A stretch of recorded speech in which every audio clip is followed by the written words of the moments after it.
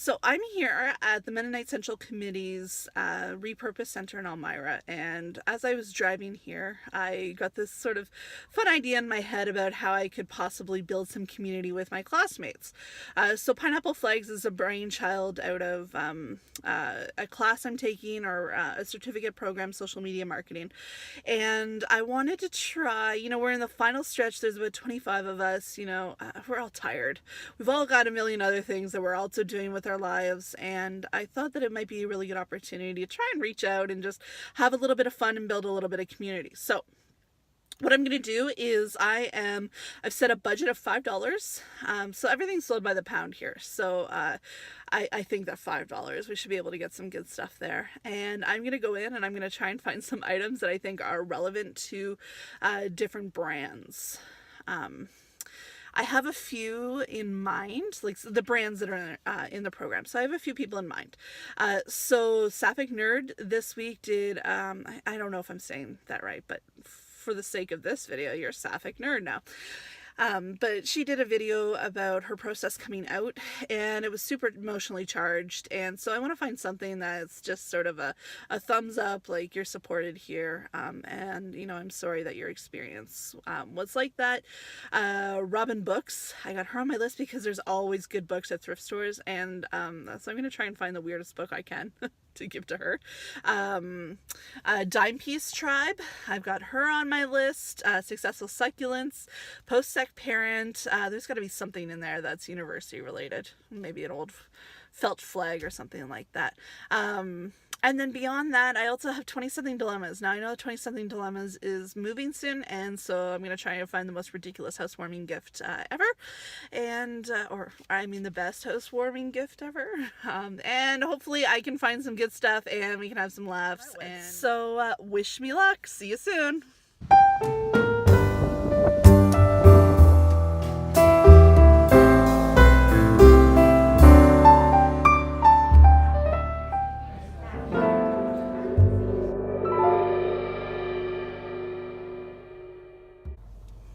Alright, are you ready to see my stash? I spent a total of $4.50. I hit most of the people on my list, but not in the ways that I intended to. So I think I'm going to start with my favorite. You can see here, Charlotte and Sophie. Beautiful pots.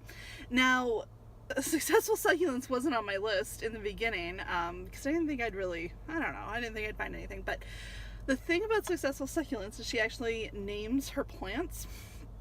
So I'm pretty excited that Charlotte and Sophie are going to come and live with Successful Succulents. I mean, she'll be ecstatic. So for Sapphic Nerd, I wasn't able to find anything rainbow. However, I did find this little dolphin. And I kind of felt like this dolphin would probably be extremely accepting of anybody and who they love. Call it a hunch. But this is a very progressive dolphin, in my opinion, dolphin art. So it has a little storage component. So I got that for you. Robin Books, there are tons of books there, but I got her this one, the Jumblies, because it's got like the most ridiculous imagery in it, and it's super cool, but I also think the storyline is out of control. It's just, I don't even know, I can't even figure it out. I've read it twice and I still just have no idea. So I thought it would be a hilarious addition to her collection. Dime Piece Tribe has a podcast, and her friend are hilarious on it, and so I thought that I would give them some stuff to maybe do a podcast about. They talk about life, they talk about relationships, they talk about a whole bunch of stuff, and so I found this book. It's a New York Times bestseller called Light His Fire, and it's how to keep your man passionately and hopelessly in love with you.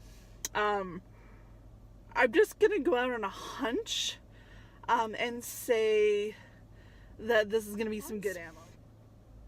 There's absolutely no reason why I got this, aside from the fact that I found it hilarious. 20-something's Dilemmas, this one's one of my favorite, because she's been talking a lot about blog content and trying to solve dilemmas, and so I wanted to buy her a housewarming gift, but also give her a dilemma to work out. And so I got her this.